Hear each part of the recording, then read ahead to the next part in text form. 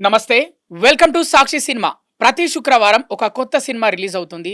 Release అయినప్పుడు మన సాక్షి స్టూడియోలో ఆ సినిమాకి సంబంధించి రివ్యూ చెప్తుంటారు Sakshi cinema senior correspondent PSN Reddy.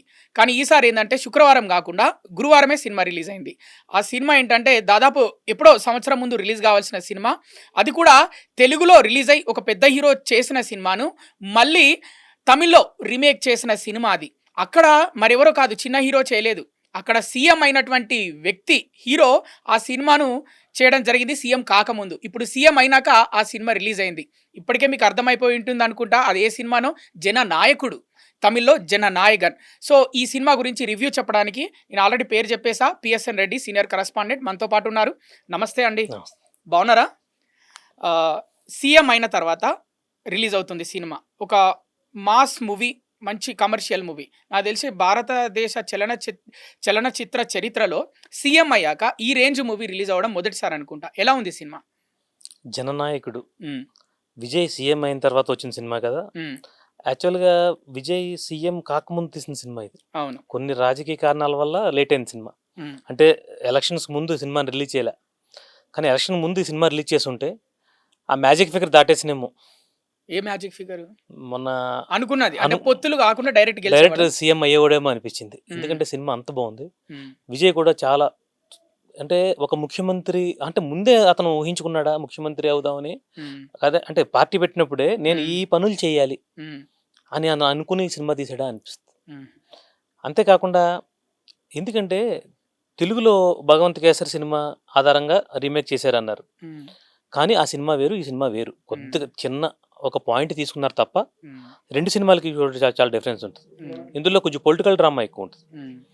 విజయ్కి ఈ సినిమాకి ఎంత బాగా చేశాడంటే, ముఖ్యమంత్రి ఇప్పుడు మనమైతే తెలుగు రాష్ట్రాల్లో వైఎస్ జగన్మోహన్ రెడ్డి గారు గుర్తొస్తారు ఈ సినిమా చూస్తే. అంత బాగుంది. ఎందుకంటే వైఎస్ జగన్మోహన్ రెడ్డి గారు చేసిన పరిపాలన, అంటే మహిళల మీద ఆయన తీసుకున్న శ్రద్ధ ఈ సినిమాలో విజయ్ యాజ్ ఇట్ ఈజ్ గా అదే చూపించారు. ఎప్పుడో సంవత్సరం ముందు రిలీజ్ కావాల్సిన సినిమా కేవీఎన్ ప్రొడక్షన్కి ఎన్నో లాసులు వచ్చాయని చెప్పారు కదా, మరి ఆ లాసులు రికవర్ అవుతాయా? వాస్తవంగా సినిమా లేట్ అయితే ఏ ప్రొడ్యూసర్ కైనా, ఏ ప్రొడక్షన్ ఏ సంస్థకైనా కూడా విపరీతమైన లాస్ వస్తుంది. ఎందుకంటే ఇంట్రెస్ట్లు పెరిగిపోతాయి. ఎవ్రీ 3 monthsకి ఒక ఫ్లాట్ రేట్ పడిపోతుంటుంది. కేవీఎన్ సంస్థ చాలా పెద్ద సంస్థ, అన్ని లాంగ్వేజ్ల్లోనూ కూడా సినిమా చేస్తున్నారు. తెలుగులో ఆల్రెడీ చిరంజీవి గారితో సినిమా స్టార్ట్ అయింది, అలాగే తమిళ్లో కానీ రకరకాల లాంగ్వేజ్లో సినిమా చేస్తున్నారు. కానీ సినిమా ఆగింది.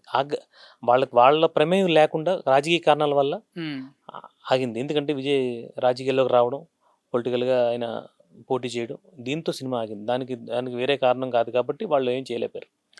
కానీ సినిమా రిలీజ్ అయిన తర్వాత మేము చూసిన తర్వాత సినిమాకి 100% న్యాయం జరుగుద్ది. వాళ్ళ కలెక్షన్ వాళ్ళకి వస్తాయి. తమిళనాడులో బ్రహ్మాండంగా ఈ సినిమా విజయవంతంగా ప్రదర్శన పడుతుంది. బ్రేక్ ఈవెన్ అవుతుంది అంటారు అక్కడ? ఖచ్చితంగా బ్రేక్ ఇన్ అవుతుంది ఈ సినిమా. జననాయకుడు అంటే అందరికీ మొదటగా గుర్తొచ్చేది భగవంత్ కేసరి. భగవంత్ కేసరిని యాజ్ ఇట్ ఈస్ గా దింపారా, లేకపోతే ఏమైనా మార్పులు చేర్పులు ఉన్నాయా? సినిమా చూసిరుగా, చెప్పండి. భగవంత్ కేసరిలో ఒక్క పాయింట్ మాత్రమే తీసుకున్నారు. ఏంటో అమ్మాయి వాళ్ళ కూతురు సెంటిమెంట్, ఆ సెంటిమెంట్ వరకు, ఆ పాయింట్ వరకు తీసుకుని ఆ పాయింట్ భగవంత్ కేసరిలో బాగుంటుంది, ఈ సినిమాలో కూడా చాలా బాగుంది. చాలా ఎమోషనల్ పండించారు. అలాగే తర్వాత సినిమా అంతా కూడా పొలిటికల్ డ్రామా. ఆయన ఒక సీఎం ఏం చేయాలనుకుంటున్నాడు అనేది ఒక పొలిటికల్ డ్రామా. దాంట్లో విజయ్ చాలా 100% సక్సెస్ అయ్యారు.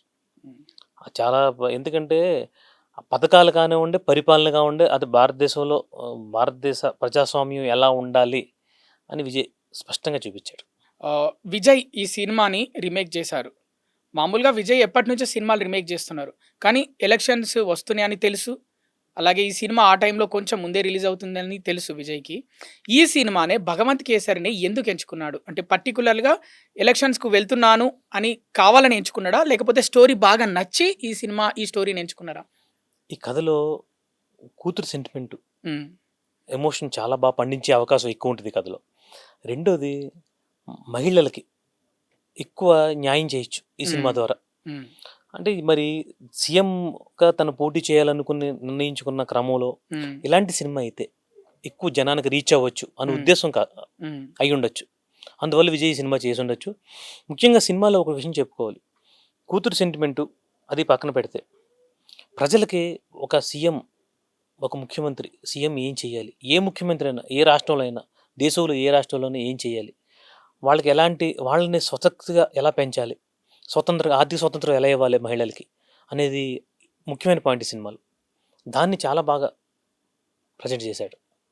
అలాగే మిగతా తారాగణం మమితా బైజు ఎలా చేసింది? తెలుగులో శ్రీలీల చేసింది కదా.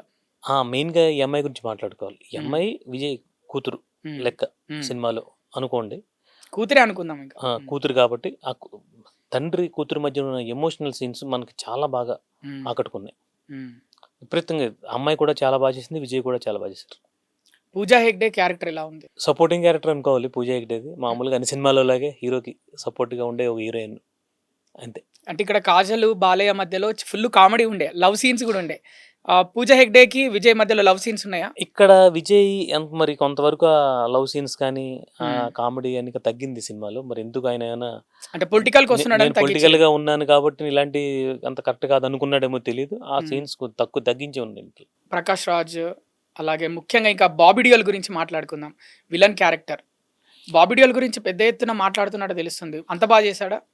మీకు ఈ మధ్యకాలంలో మీరు బాబీ డియోల్ సినిమాలు అంటే బాబీ డియోల్ విలన్ గా చేసిన సినిమాలు మీరు పరిశీలిస్తే యానిమల్ ఎలా ఉంటుంది, అలాగే తర్వాత వచ్చిన చాలా సినిమాలు సౌత్ ఇండియన్ మూవీస్లో బాబీ డియోల్ విలన్ చాలా రగ్గడ్ క్యారెక్టర్లతో ఎక్కువ సినిమాలు ఉంటాయి. ఒక క్రూరమైన విలన్ ఎలా ఉంటాడో బాబీ డియోల్ కరెక్ట్గా సూట్ అయ్యే క్యారెక్టర్స్నే డైరెక్టర్స్ అందరూ కూడా ఎంచుకుంటున్నారు, అలాగే చేస్తున్నారు కూడా. ఈ సినిమాలో కూడా ఒక పొలిటికల్ మూవీకి ఒక ఉన్న విలన్ ఎలా ఉండాలి అనేది బాబీ డియోల్ ఎంచుకున్నారు. అలాగే బాబీ డియోల్ కూడా ఆ సినిమా చివరి వరకు అంతే మెయింటైన్ చేస్తాడు. ఆ విలనిజం మనం ఎంజాయ్ చేస్తాం. ఇంకా రానున్న రోజుల్లో బాబీ డియోల్కి సౌత్లో ఇంకా ఎక్కువ ఛాన్సులు వచ్చే అవకాశం ఉందా ఈ సినిమా తర్వాత కూడా? 100% బాబీ డియోల్కి చాలా ఎక్కువ ఛాన్సులు వస్తాయి. ఎందుకంటే మీరు విలన్స్ బాగా తగ్గిపోయారు, మీరు చూసారు లేదు, ఉన్నారు కానీ పెర్ఫార్మ్డ్ విలన్స్ చాలా తక్కువ ఉంటారు. బాగా లెక్క పెట్టచ్చు. అందులో బాబీ డియోల్ మీకు తెలియదే ఉంది, ఆయన హీరో, నార్త్ ఇండియాలో చాలా పెద్ద ఫ్యామిలీ. ఖచ్చితంగా ఇంకా వేరే సౌత్ ఇండియన్ మూవీస్ అన్నింటిలో కూడా ఆయన చాలా సినిమాల్లో ఉన్నాడు కూడా. ఆయన మ్యూజిక్ అనిరుద్ధ్ రవిచంద్రన్, ఇక దళపతిది చివరి మూవీ కదా, ఎలా ఇచ్చాడు? బ్యాక్గ్రౌండ్ మ్యూజిక్ అయినా మామూలుగా పాటలైనా ఎలా అనిపించింది? అనిరుద్ధ్ మ్యూజిక్ బ్యాక్గ్రౌండ్ బాగా చేశారు. ఎందుకంటే ఈ సినిమాకి తగ్గట్టుగానే అనిరుద్ధ్ అంటే సాంగ్స్ కూడా వన్ మ్యాన్ షో కదా, సినిమా అంతా విజయ్ మీదే నడుస్తుంది. విజయ్ స్టెప్సే ఉంటాయి, విజయ్ మీదే సాంగ్స్ ఉంటాయి. మ్యూజిక్ కూడా చాలా బాగా చేశాడు అనిరుద్ధ్, బ్యాక్గ్రౌండ్ మ్యూజిక్ కానీ అన్ని బాగా చేశాడు. ఇక ముఖ్యమైన పాయింట్ జననాయకుడికి సంబంధించి, జననాయకునికి సంబంధించి విజయ్ చివరి చిత్రం అని అందరికీ తెలుసు. ఆ సెంటిమెంట్ అంటే వీళ్ళు కూడా ఆడియన్స్ చూస్తున్నప్పుడు అయ్యో చివరి సినిమా ఇక ఉండదు అనే భావన కలిగిందా మీకు చూసేటప్పుడు? ఇప్పుడు ఏ హీరో అయినా తన చివరి చిత్రాన్ని అనౌన్స్ చేసేటప్పుడు ఏమైతే చేసి ఆపేద్దాం అనుకుంటాడో అన్ని అంశాలు ఈ సినిమాలో మొత్తం అన్ని ఉంటాయి. ఒక హీరో తన సాటిస్ఫైడ్, ఒక పెద్ద హీరో తన సాటిస్ఫై నాకు అన్ని అంశాలు ఈ సినిమాలో ఉంటాయి. విందు భోజనం అంటారు. విందు భోజనం ఎక్కడ డిసప్పాయింట్మెంట్ ఉండదు అంటారు. సినిమా చూసినంతసేపు ఏ డిసప్పాయింట్మెంట్ ఉండదు. సరే, ఇక మన పాయింట్కి వద్దాం, తెలుగు సినిమా పాయింట్కి వద్దాం. భగవంత్ కేసరి బాగుందా, జననాయకుడు బాగుందా? రెండింటిని కంపేర్ చేయకూడదు. ఎందుకంటే భగవంత్ కేసరిలో ఒక పాయింట్ మాత్రమే తీసుకున్నారని చెప్పాను ఆల్రెడీ. ఒక కూతురు సెంటిమెంట్ ఒకటే, మిగతాదంతా కూడా ఆయన వేరే పొలిటికల్ డ్రామాతో ఆయన నడిపించాడు. నేను చివరి వరకు జనం కోసం పోరాడేది ఈ బాలకృష్ణ సినిమాలో ఉంటుంది. కాబట్టి రెండు సినిమాలు బాగున్నా తెలుగు సినిమా వరకు భగవంత్ కేసరి, ఇది తమిళ వాళ్ళకి జననాయకుడు విజయ్ ఓన్ చేసుకుని చాలా బాగుంటుంది సినిమా. ఓకే, ఈ సినిమా చూస్తున్నప్పుడు అంటే కొన్ని మాటలు విన్నాం, కొన్ని రివ్యూస్ బయట ప్రేక్షకులు వైఎస్ జగన్ గారు కూడా గుర్తొచ్చారు అని కూడా అంటున్నారు, నిజమేనా? ఏ పొలిటికల్ మీరు సినిమా చూసినంతసేపు ఇది పొలిటికల్గా మనం మాట్లాడుకోకుండా మామూలుగా మాట్లాడుకుంటే సినిమా చూసినంతసేపు, ఎందుకంటే ఆయన పరిపాలన చూశారు కాబట్టి ఆ పరిపాలనే గుర్తొస్తాయి, ఆయన చేసిన పథకాలే గుర్తొస్తాయి. వైఎస్ జగన్మోహన్ రెడ్డి గారు చేసిన పరిపాలన, వైఎస్ జగన్మోహన్ రెడ్డి గారు చేసిన పథకాలే గుర్తొస్తాయి. ఎందుకంటే ఆయన మహిళలకి ఎంత చేశాడో మొత్తం తెలుగు రాష్ట్ర ప్రజలందరికీ తెలుసు. ఇది విజయ్ కూడా ఈ సినిమాలో ఓన్లీ మహిళా సాధికారత మీదే ఉంటుంది సినిమా అంతా. మహిళలకి స్వతంత్ర ప్రతిపత్తి కల్పించడం, ఆర్థిక ప్రతిపత్తి కల్పించడం అనేది ఈ సినిమా. తెలుగు జననాయకుడు వైఎస్ జగన్మోహన్ రెడ్డి గారా అని ప్రతి ప్రేక్షకుడు సినిమా చూసినంతసేపు అలా ఫీల్ అవుతాడు. సో ఫైనల్గా ఏం చెప్తారు? సినిమా హిట్టా ఫ్లాపా లేకపోతే యావరేజా? తమిళ్లో సినిమా హిట్ సినిమా. తమిళ్లో ఆ, హిట్, ఆ. తెలుగులో తెలుగులో అంటే మీకు రీమేక్ సినిమా ఆయన విజయ్ ఉమ్. దాని తగ్గ ఓపెనింగ్స్ ఏ ఉంటే ఆ, అంటే చూస్తారు అంతే తప్ప కలెక్షన్ వస్తుంది. సినిమా మంచి సినిమా, ఎవ్వరు ఒకసారి చూడవద్దు సినిమా. తెలుగులో ఆల్రెడీ రిలీజ్ అయిపోయినప్పటికీ కూడా అంటే భగవంత్ కేసరి రూపంలో జననాయకుడు మళ్ళీ ఒకసారి ఇంకొకసారి చూడొచ్చు. చూడొచ్చు సినిమా.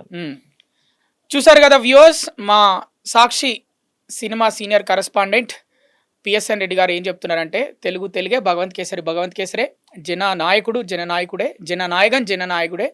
ఈ సినిమా తెలుగులో ఆల్రెడీ రిలీజ్ అయినప్పటికీ మళ్ళీ చూడొచ్చు ఒకసారి, అంత బాగా తీశారు. ముఖ్యంగా మహిళలకు సంబంధించి ఆర్థిక స్వాతంత్రం, వాళ్ళ ఎదుగుదల గురించి చాలా చక్కగా చూపించారు ఈ సినిమాలో. విజయ్ చివరి సినిమా కాబట్టి ఒకసారి చూడొచ్చు, చాలా బాగుందని కూడా చెప్తున్నారు మా correspondent PSN Reddy. Thank you అండి, ధన్యవాదాలు.